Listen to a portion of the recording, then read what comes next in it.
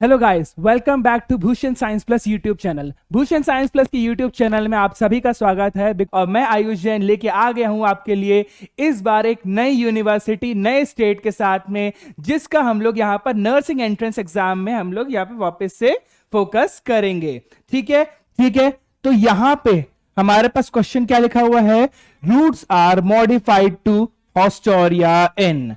ठीक है, तो जैसे हम लोग सबसे पहले हम लोग यहां पे क्वेश्चन को समझेंगे। क्या बोल रहा है? रूट्स।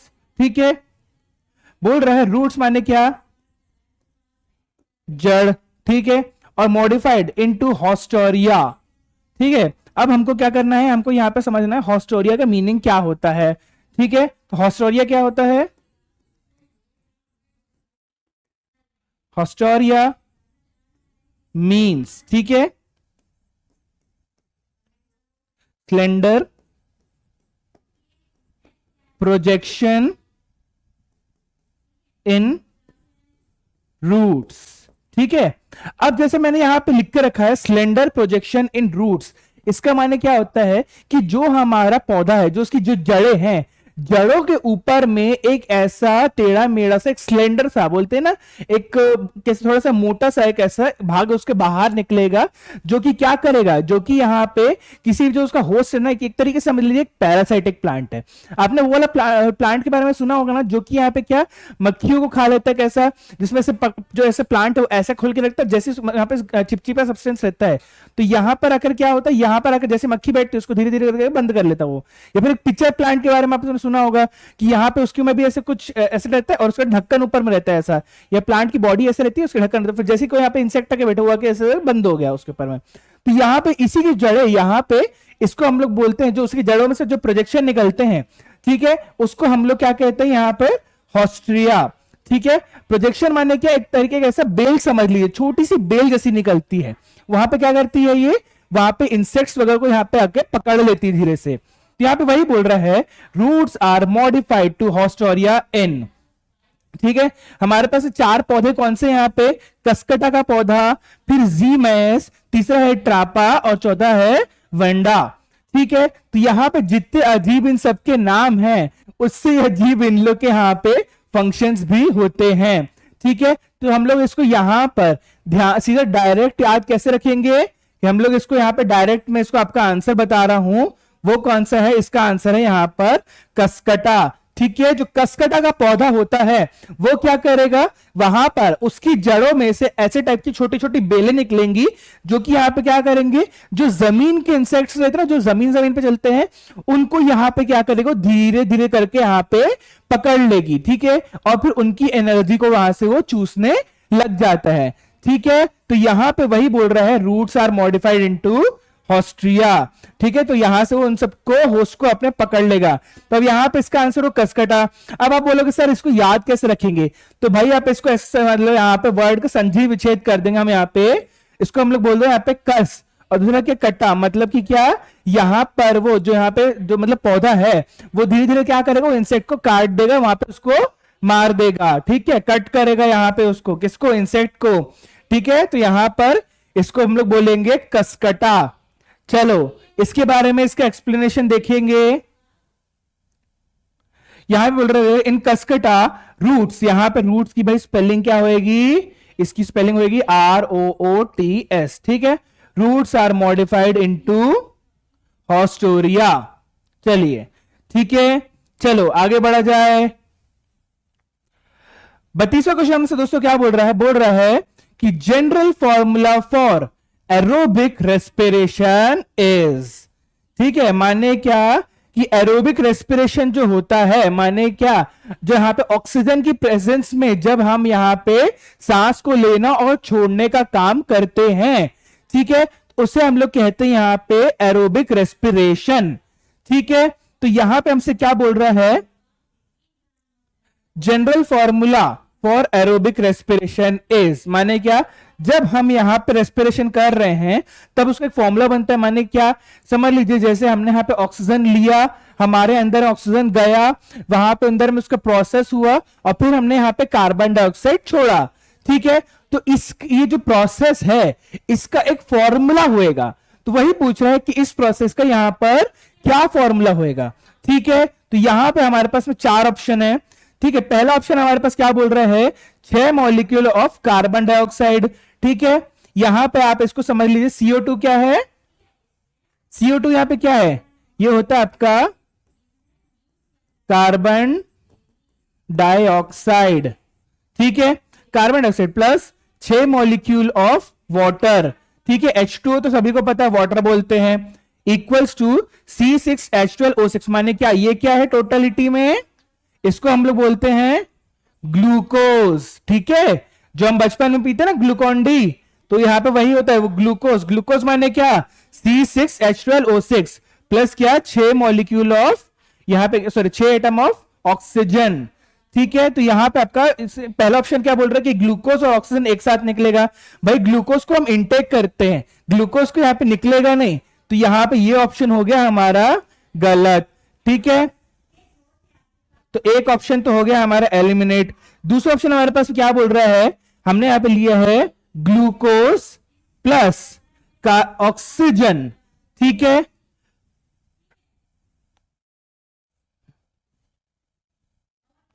ठीक है, यहां पे हमने सेकंड ऑप्शन क्या बोल रहा है, ग्लूकोज प्लस ऑक्सीजन। ठीक है, तो यहां पे क्या बोल रहा है, यहां पे इसमें आएगा एक सिंबल इधर पे ऐसा वाला, क्या बनाएगा। ठीक है, तो हम लोग यहां पे बोल रहे हैं क्या, ग्लूकोज हमने यहां पे लिया, ठीक है, प्लस ऑक्सीजन ली, तो उससे क्या बनेगा, यहां पर हमारा निकलेगा कार्बन डाइऑक्साइड निकलेगा प्लस पानी निकलेगा। पानी कैसे, जो हमारा बोलता है ना कि पसीना 6H2O, तो यहां पे वो निकलेगा प्लस हमारे यहां पे क्या होएगा, हमारे यहां पे 686 कैलोरी जो है वो लॉस होएगी।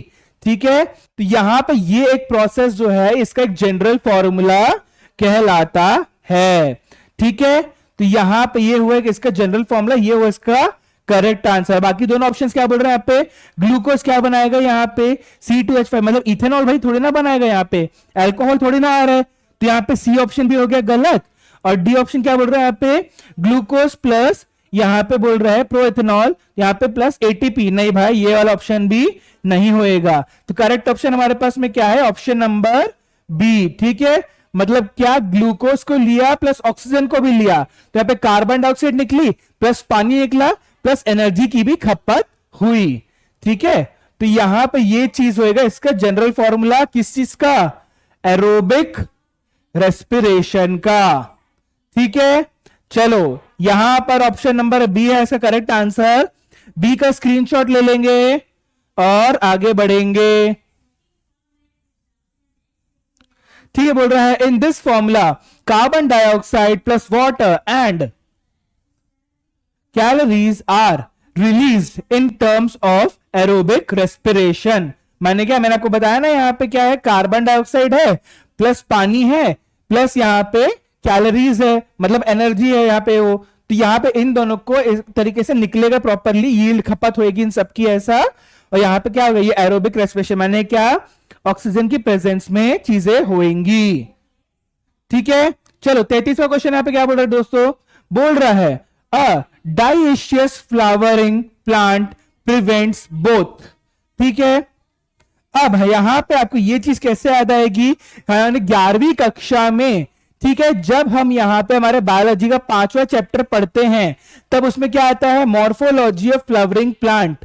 ठीक है, चैप्टर का ये नाम होता है ना, उसमें आता है हमारा monoecious flower, dioecious flower, trioecious flower. ठीक है, तो उसमें आने के यहाँ पे डाइशियस फ्लावर यानी कि क्या है, यहाँ पे उसके कॉटिलिडन वाला पार्ट, उसके जो सब चीजें वहां पे 2 होंगी। ठीक है, तो डाइशियस फ्लावर यहां पे बोल रहा है प्लांट्स प्रिवेंट्स बोथ। अब हमारे पास 4 ऑप्शन में क्या बोल रहा है, यहाँ पे ऑटोगैमी और जीनोगैमी। ऑप्शन बी क्या बोल रहा है, ऑटोगैमी एंड गीटनोगैमी। ऑप्शन सी क्या बोल रहा है, यहाँ पे क्लिस्टोगैमी एंड जीनोगैमी। और चौथा यहाँ पे ऑप्शन क्या बोल रहा है, क्लिटनोगैमी एंड जीनोगैमी। तो भाई जब यहां पर डाइशियस फ्लावर आता है, तब यहां पे कौन सी दोनों चीजें बचती है, यहां पर बच जाएगी आपकी क्या, ऑटोनॉमी एंड जीनोगैमी। ठीक है, माने क्या, जो यहाँ पे पॉलिनेशन वाला पार्ट है, यहाँ पे सेल्फ पॉलिनेशन वाला पार्ट, और यहाँ पे विंड पॉलिनेशन इंसेक्ट पॉलिनेशन वाला जो पार्ट है, यहाँ पे वो चीजें जो है वहां पे बच जाएगी। किसमें, डाइशियस फ्लावरिंग प्लांट में। ठीक है, मोनोशियस होता तो यहाँ पे अलग होता, ट्राइशियस होता तो अलग होता, लेकिन यहाँ पे डाइशियस फ्लावरिंग प्लांट है, तो मतलब इसमें क्या आएगा, ऑटोगैमी एंड जीनोगैमी होएगा इसका correct answer. Option number A हुआ इसका करेक्ट। ऑप्शन नंबर ए के साथ में आगे बढ़ेंगे। ठीक है, यहां पे बोल रहा है डाइशियस फ्लावरिंग प्लांट्स प्रिवेंट्स, ठीक है, flower prevents autogamy and xenogamy. चलिए 34वां क्वेश्चन यहां पे दोस्तों बोल रहे हैं यहां पे test cross in plants in Drosophila involves crossing. ठीक है, माने कि क्या, जो ड्रोसोफिलिया होती है माने क्या, हमारी मधुमक्खी, ठीक है, उस मधुमक्खी में आपने इसको पढ़ा हुआ किसमें, 12वीं कक्षा के जेनेटिक्स चैप्टर में आपने इस चीज को यहां पर पढ़ा होगा। जेनेटिक्स माने कौन सा, चैप्टर नंबर 5 और चैप्टर नंबर 6, ठीक है, जिसमें हम देखते हैं ना यहाँ पे कि कैसे यहाँ पे क्या क्या चीजें हमारे पुराने पूर्वजों से हमको यहाँ पे कैसे प्राप्त होती, सब चीजें होता है, तो ये होता है हमारा जेनेटिक्स वाला पार्ट। ठीक है, तो बोल रहे हैं यहाँ पे टेस्ट क्रॉस किया किस चीज का, प्लांट्स का, ठीक है, या फिर किसका किया, ड्रोसोफिला, फिर मधुमक्खी का, ठीक है, इन्वॉल्व्स क्रॉसिंग। तो अब हमारे पास में बोल रहे हैं किस किस चीज को इन्होंने क्रॉस कराया है, चाहे मधुमक्खी के लिए चाहे यहाँ पे पौधे के लिए, दोनों में यहाँ पे एक ही कंडीशन फॉलो होगी। ठीक है, तो यहाँ पे क्या बोल रहा है, पहला बोल रहा है the F1 hybrid with a double recessive genotype. दूसरा ऑप्शन क्या बोल रहा है, यहाँ पे बोल रहा है between two genotypes with the dominant trait. तीसरा ऑप्शन क्या बोल रहा है, यहाँ पे between two genotypes with the recessive trait. और चौथा ऑप्शन क्या बोल रहा है यहाँ पे, बिटवीन टू F1 हाइब्रिड्स। ठीक है, इसमें आपको मैं आंसर बताने से पहले, क्योंकि ये काफी इंपॉर्टेंट क्वेश्चन है, काफी मतलब काफी ज्यादा इंपॉर्टेंट है, मैं इसको पहले आपको इसका आंसर बताता हूं और फिर इसको एक्सप्लेन करूंगा। देखिए जैसे यहां पे लिखा हुआ 34 नंबर का क्वेश्चन का आंसर है ए। ठीक है, अब यहां पर ए में हम लोग कैसे समझ लेंगे इसको, यहां पे अभी आप क्वेश्चन को ध्यान समझिएगा दोबारा। ठीक है, क्या बोल रहा है कि टेस्ट क्रॉस करा रहे हैं हम इन प्लांट्स में। ठीक है, प्लांट्स कैरेक्टरिस्टिक अलग होता है, और बोल रहे हैं यहाँ पे क्या, ड्रोसोफिला में, मतलब क्या, मधुमक्खी में। ठीक है, मधुमक्खी का यहाँ पे प्लांट से रिलेशन है कैसा, क्योंकि मधुमक्खी क्या है, उसमें अपने फूलों में से नेक्टर लेके दूसरे प्लांट्स वगैरह के पास में जाती है। ठीक है, तो यहाँ पे ये भी एक जो है वो गैमी वाला पार्ट आता है इसमें। ठीक है, तो अब यहां पर हम लोग बोल रहा है इन्वॉल्व्स क्रॉसिंग, माने क्या क्वेश्चन बोल रहा है। अब इसका जैसे हमने देखा आंसर कौन सा, ऑप्शन नंबर ए है। ठीक है, अब ऑप्शन नंबर ए क्यों है वो मैं आपको बता रहा हूं। ठीक है, द F1 हाइब्रिड मतलब क्या, पहले यहां पे F1 हाइब्रिड पहला जनरेशन, ठीक है, F1 hybrid with a double recessive genotype. माने क्या कि यहां पे जो F1 हाइब्रिड है वो यहां पे डबल रेसेसिव, माने कि क्या, यहां पे जब इसको क्रॉस करोगे तो यहां पे पहला वाला जो पार्ट है ये भी रेसेसिव है, दूसरा वाला पार्ट है ये भी रेसेसिव है, तो यहां पर ये दोनों जब चीजें होंगी तो यहां पे मधुमक्खी वाला पार्ट जो है वो कंप्लीट हो सकता है। ठीक है, ऐसा नहीं कि भाई पहला डोमिनेंट और दूसरा रेसेसिव है या फिर दोनों ही डोमिनेंट है, नहीं, यहां पे क्या बोल रहा है, डबल रेसेसिव ट्रेट्स। ठीक है, यहां पे दोनों मतलब जो उसके दोनों पेरेंट जनरेशन है ना, उसमें ये भी रेसेसिव है और ये भी रेसेसिव है, तो यहां पे दोनों क्रॉस करेंगे तो यहां पे रेसेसिव ही वो बनेगा।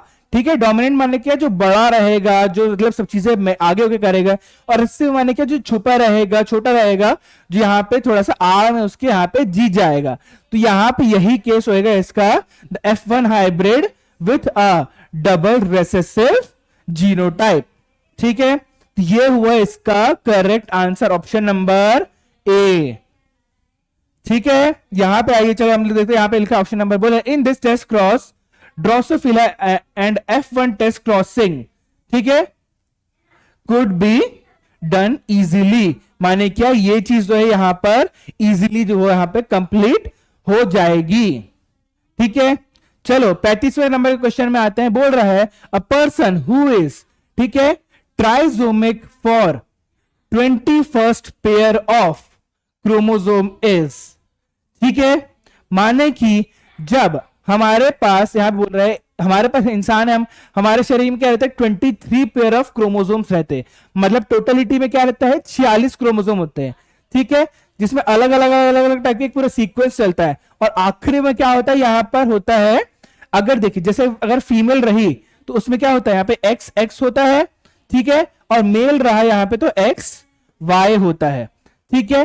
तो यहां पे ये दोनों चीजें होती है मेल फीमेल के लिए और मेल के लिए। तो यहां पे बोल रहा है क्या, अ पर्सन, एक आदमी है जिसके पास क्या है, हु इज ट्राइसोमिक, माने क्या, यहां पे 2 क्रोमोसोम नहीं है, उसके पास में 3 क्रोमोसोम है, ठीक है।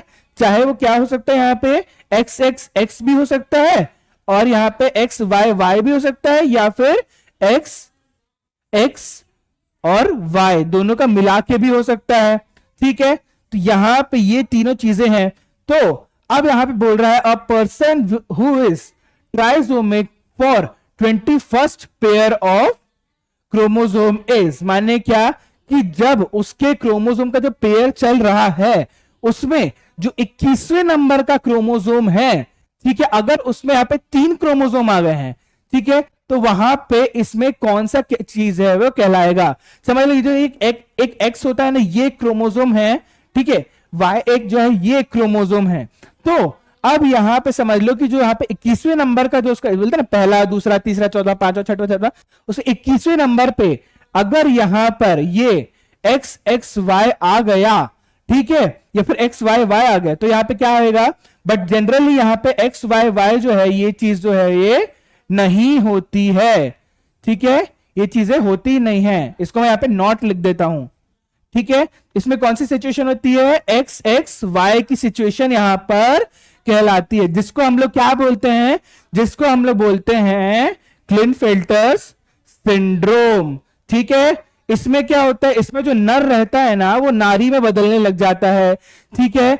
उसके शरीर में क्या होता है, उसके शरीर जो है वो थोड़ा सा औरतों के जैसा शरीर बनने लग जाता है, जिसमें क्या होता है उसके यहाँ पे उसके स्तनों में यहाँ पे भारीपन आने लग जाता है, साथ साथ में उसके स्तन जो है वो थोड़े ज्यादा बड़े होने लग जाते हैं, साथ साथ में उसमें थोड़ा सा मिल्क का भी सिक्रीशन आना स्टार्ट हो जाता है, और साथ साथ में उनका यहाँ पर जो पेल्विस का एरिया है वो भी थोड़ा सा औरतों के जैसा हो जाता है, उनके अंदर में थोड़ी औरतों वाली यहाँ पे हरकतें जो है वो शुरू हो जाती है। इसको हम लोग क्या कहते हैं, इसको हम लोग कहते हैं क्लिनफेल्टर सिंड्रोम, ठीक है। इसको हम लोग और क्या कह सकते हैं, गायनोकोमेस्टिया, ठीक है। तो यहां पे ये वाली जो चीज है यहां पर ये डेवलप हो जाती है, ठीक है। तो क्लिनफेल्टर सिंड्रोम हुआ इसका करेक्ट आंसर, ठीक है।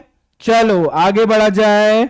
यहां पे बोल रहा है इनफेंटा सिंड्रोम, यहां पे भाई फेंटा नहीं है, यहां पे पीना नहीं है अपने को, ये है भाई क्लिनफेल्टर्स, ठीक है। इसको मैं यहां पे ऐसे करके छुपा देता हूं, और यहां पे इसका क्या नाम रहेगा, इसका नाम रहेगा क्लिनफेल्टर्स सिंड्रोम, ठीक है, क्लिनफेल्टर्स सिंड्रोम, ठीक है। 3 इज क्लिनफेल्टर सिंड्रोम में यहां पे आएगा, there is trisomic pair of 21st chromosomes as in this syndrome the male, यहां पे भाई मेल ईमेल वाला मेल नहीं है, ये यहां पे है MALE, ठीक है, मेल स्टार्ट्स टू डेवलप, ठीक है, फेमिनाइन कैरेक्टर्स, फेमिनाइन माने क्या, रिलेटेड टू फीमेल, ठीक है, फेमिनाइन कैरेक्टर्स, ठीक है। चलो आगे बढ़ा जाए। 36वां नंबर क्वेश्चन हमसे क्या बोल रहा है दोस्तों, बोलता है ड्यूरिंग, ठीक है, डीएनए रेप्लिकेशन, ठीक है, यहां पे डीएनए को छोटा लिखा गया, मैं इसको बड़ा में लिख देता हूं करके ऐसा, ठीक है, ड्यूरिंग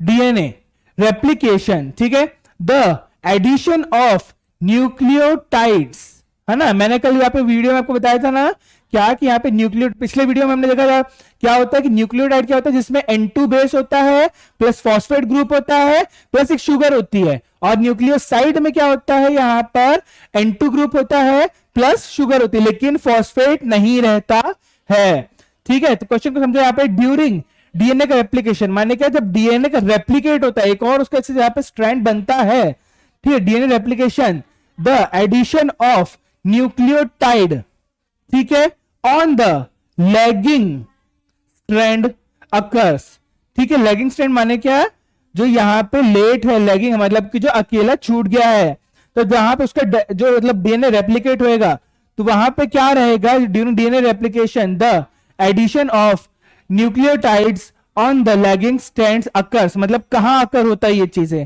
ठीक है, तो हमारे पास चार ऑप्शन क्या बोल रहे हैं यहाँ पे, कंटिन्यूअसली, ठीक है, दूसरा ऑप्शन क्या बोल रहे हैं, डिसकंटिन्यूअसली, तीसरा बोल रहा है यहाँ पे टूवर्ड्स द रेप्लिकेशन फोक, और चौथा ऑप्शन क्या बोल रहा है, at a faster rate than leading occurs. ठीक है, देन लैगिंग अकर्स, यहां पे लीडिंग आ गया भाई, यहां पे लैगिंग है ये चीज। ठीक है, इसको भी मैं आपको वहां पे कैसे स्टाइल में बताऊंगा, जैसे हमने यहां पे अपने टेस्ट क्रॉस वाले क्वेश्चन में देखा था। ठीक है, इसमें मैं इसका आंसर बताऊंगा और फिर उसके बाद में आपको बाकी के यहाँ पे एक्सप्लेनेशन बताऊंगा। ठीक है, क्वेश्चन को हम दोबारा एक बार फिर से समझेंगे। ड्यूरिंग डीएनए रेप्लिकेशन, जब क्या होता है हमारा, जब डीएनए जो है यहां पे रेप्लिकेट हो रहा है, ठीक है, मतलब यहां पे कुछ उसके अंदर में और दूसरे कुछ कैरेक्टर्स आ रहे हैं, DNA replication the addition of nucleotides, मतलब क्या इनमें अगर एक न्यूक्लियोटाइड आएगा, ठीक है, कहां पे, लैगिंग स्ट्रैंड में अकर्स, तो यहां पे क्या होएगा, ये चीज जो है यहां पे, एक सेकेंड, यहां पे ये चीज जो है यहां पे उसका ऑप्शन नंबर सी दिया हुआ है। ठीक है, अब सी में यहां पे क्या बोल रहा है, टूवर्ड्स द रेप्लिकेशन फोक। ठीक है, अब यहां पे हमने ऑप्शन का आंसर जाना। ठीक है, आंसर क्या बोल रहा है हमारा यहां पे, टूवर्ड्स द रेप्लिकेशन फोर्क। ठीक है, हमने क्वेश्चन में क्या बोला था, डीएनए का रेप्लिकेशन हो रहा है, न्यूक्लियोटाइड को हम लोग अटैच कर रहे हैं, मतलब ऐड हो रहा है, कहां पे हो रहा है ये ऐड, ठीक है, लैगिंग स्ट्रैंड है, लैगिंग स्ट्रैंड का मान लीजिए आपका यहाँ पे ये क्या है, ये डीएनए है। ठीक है, इस पे यहां पे आपकी डीएनए के बीच में जो स्ट्रैंड्स रहते हैं ना, ऐसे ऐसे करके ऐसे बेस पेयर्स के लिए ऐसे, या यहाँ पे बेस पेयर रहता है, यहाँ पे इसका पहला स्ट्रैंड रहता है, इसका दूसरा स्ट्रैंड रहता है, तो यहाँ पे जो लैग है, यहाँ पे देखिए क्या हो रहा है, न्यूक्लियोटाइड यहाँ पे अटैच हो रहा है। ठीक है, तो यहां पे जब ये अटैच हो रहा है तो इसको हम लोग क्या बोलते हैं, ड्यूरिंग द रेप्लिकेशन फोर्क। क्यों, क्योंकि जब यहां पे न्यूक्लियोटाइड जब आके अटैच हो रहा है, ठीक है, तब अटैच होने के टाइम पे क्या होगा, यहीं से जो पोर्शन है वो क्या करेगा, रेप्लिकेट होने के लिए वो शुरू हो जाएगा। क्यों, क्योंकि जैसे मान लीजिए, इसको आपको दो रंग से बताता हूं। ठीक है, जैसे मान लीजिए ये मैंने एक बनाया यहां पर,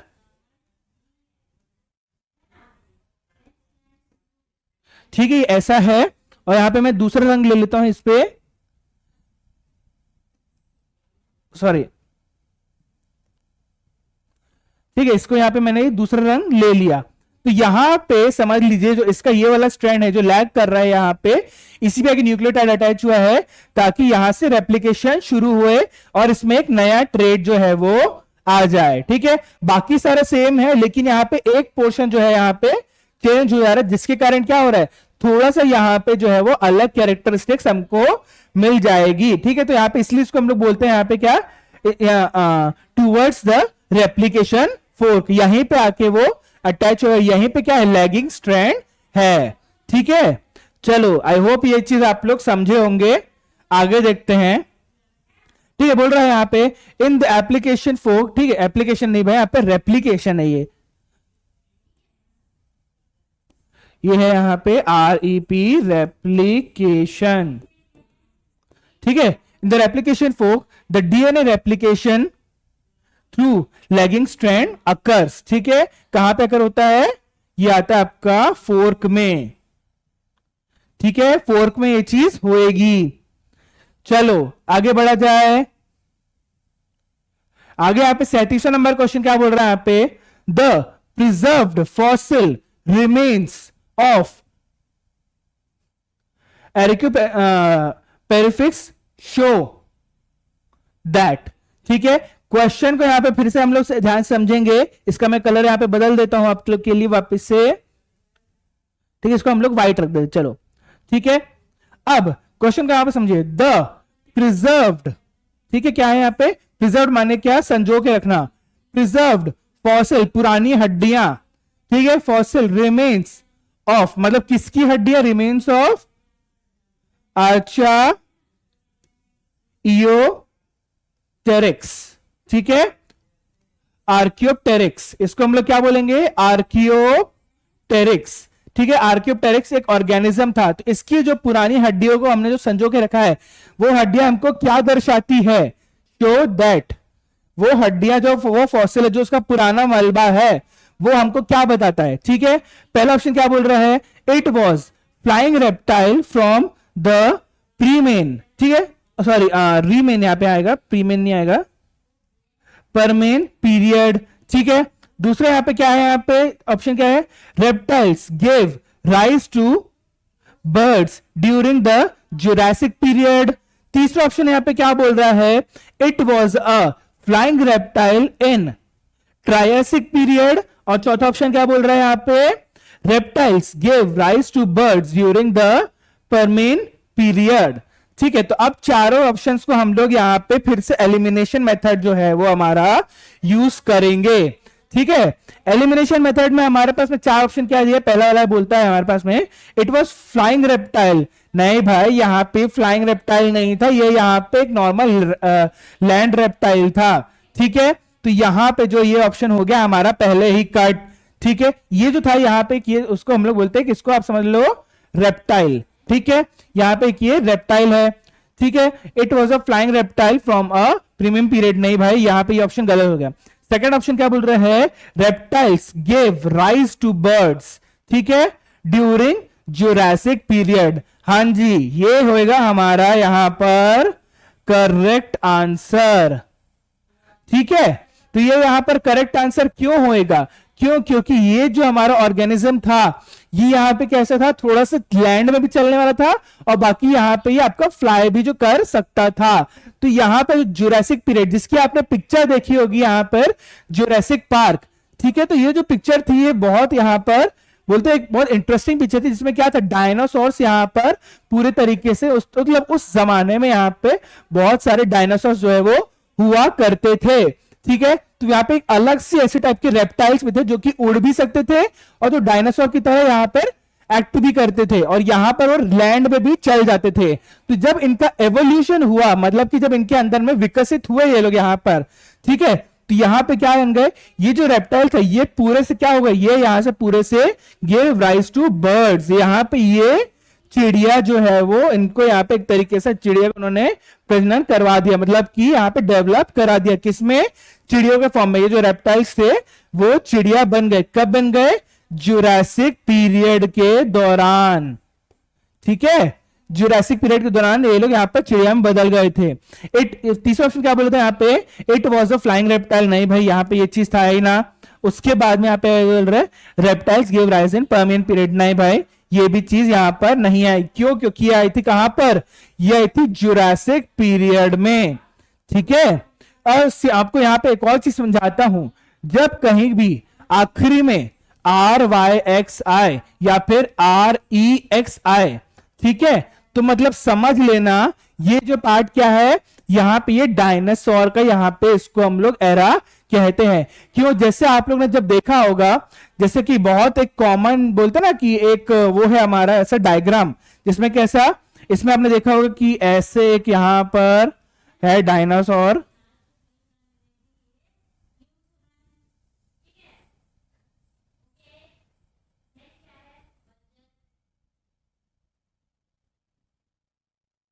ठीक है, ये जो हमारा यहाँ पे डायनासोर रहता है, माफ करिएगा दोस्तों मेरी यहाँ पे ड्राइंग बहुत खराब है। ठीक है, तो ये जो हमारा डायनासोर है, इसको हम लोग जो आप लोग ने यहाँ पे पिक्चरों में देखा होगा, इसको हम लोग क्या कहते थे? ट्रायरेनोसोरस रेक्स। ठीक है, या फिर शॉर्ट में इसको हम लोग बोलते थे टी रेक्स। ठीक है, इसी के तरीके से बाकी सारे डायनासोर्स के भी नाम के पीछे में सब में रेक्स लगा हुआ होता है। जैसे ओमनी रेक्स होता है या फिर आपका कार्नी रेक्स होता है, वैसे ही इसको हम लोग क्या बोलते हैं? टी रेक्स, जो कि बहुत बड़े बड़े स्टाइल के थे। लेकिन ये जो है हमारा यहाँ पर, इसको आप समझ लीजिए एक तरीके का आधा फ्लाइंग और आधा आपका यहाँ पे लैंड जो है वो रेप्टाइल कहलाता था। बट फिर यहाँ पे इवॉल्व हुए ये और यहाँ पे ये पूरे से जो है वो बर्ड्स बन गए। ठीक है, तो यहाँ पे ये चीज जो है वो, इसका सही आंसर क्या है? जुरासिक पीरियड के दौरान पे यहाँ पे ये बर्ड्स में कन्वर्ट हो गए थे। ठीक है, चलो आगे बढ़ेंगे। यहां क्या बोल रहा है? In this period the reptiles starts to evolve and give rise to the birds. ठीक है, इन दिस एरर नहीं है भाई, यहां पे एरर आएगा ये चीज।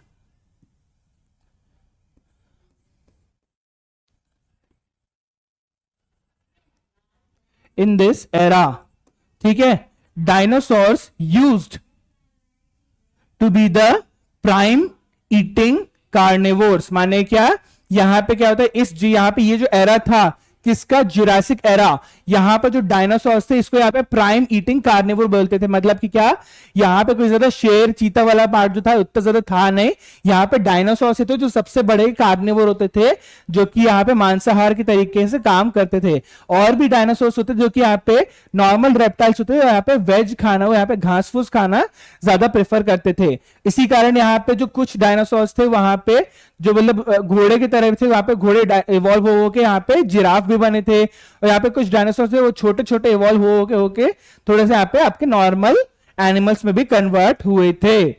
ठीक है, चलो आगे बढ़ा जाए। अगला क्वेश्चन हमारे पास है 38वां क्वेश्चन। क्या कहता है, बोलता है there is a restriction endonuclease called EcoR1। ठीक है, what does co part in this stands for.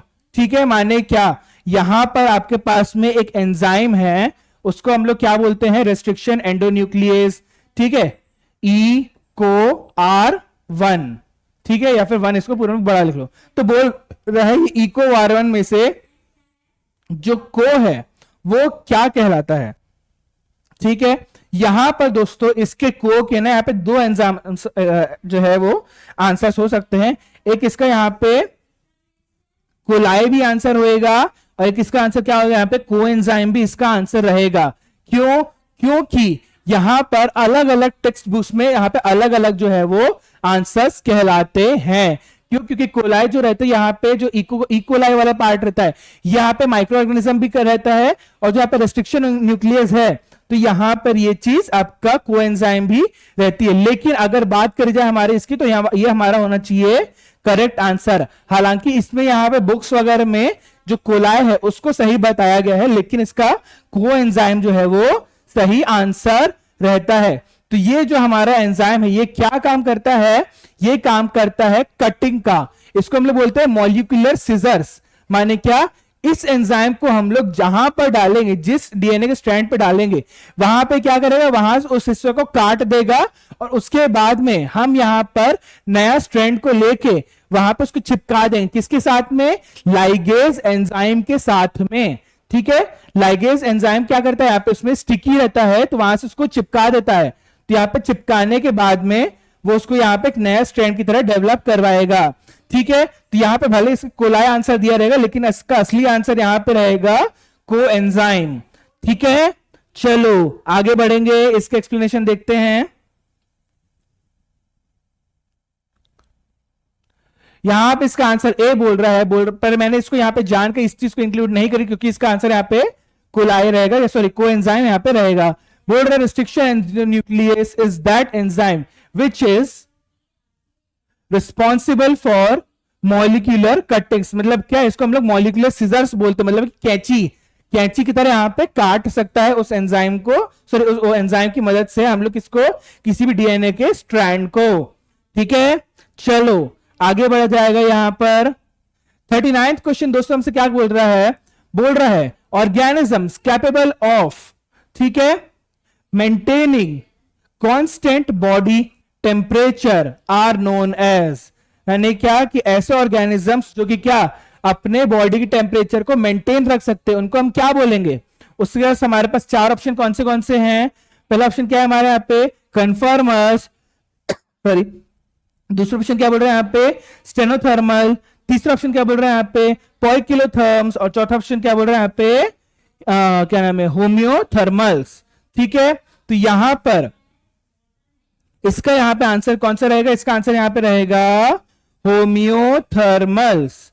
ठीक है, यहां पे होम्योथर्मल्स इसका करेक्ट आंसर रहेगा, लेकिन यहां पर पोइकिलोथर्म्स भी यहां पर इसका करेक्ट आंसर हो सकता है, क्योंकि यहां पे सिर से वही चीज इशू आया है कि सब बुक्स में अलग अलग दिया हुआ है। तो आप पोइकिलोथर्म्स को भी सर्च मारेंगे गूगल में, उसमें बोलेगा ये ऑर्गेनिज्म जो कि यहां पे क्या करता है, रेजिस्ट करता है चेंज इन टेम्परेचर को, लेकिन क्या होम्योथर्मल्स भी ऐसे ऑर्गेनिजम्स रहते हैं जो कि यहाँ पे अपने टेम्परेचर को रोक के रखते हैं, ठीक है, चेंज नहीं होने देते। तो यहाँ पे जो है दोनों इसके करेक्ट आंसर रहेंगे। तो आप इसमें से किसी को भी लगाएं, सही आंसर है, क्योंकि दोनों एक दूसरे से रिलेट करते हैं। हालांकि यहां पर आपका दिया रहेगा कौन सा, होम्योथर्मल जो है वो सही ऑर्गेनिजम्स दिखाएंगे, लेकिन आंसर्स दोनों के करेक्ट हैं, ठीक है। यहां पे इसका डी बोल रहा है the organisms which are able to maintain their body temperatures are known as होम्योथर्मल्स,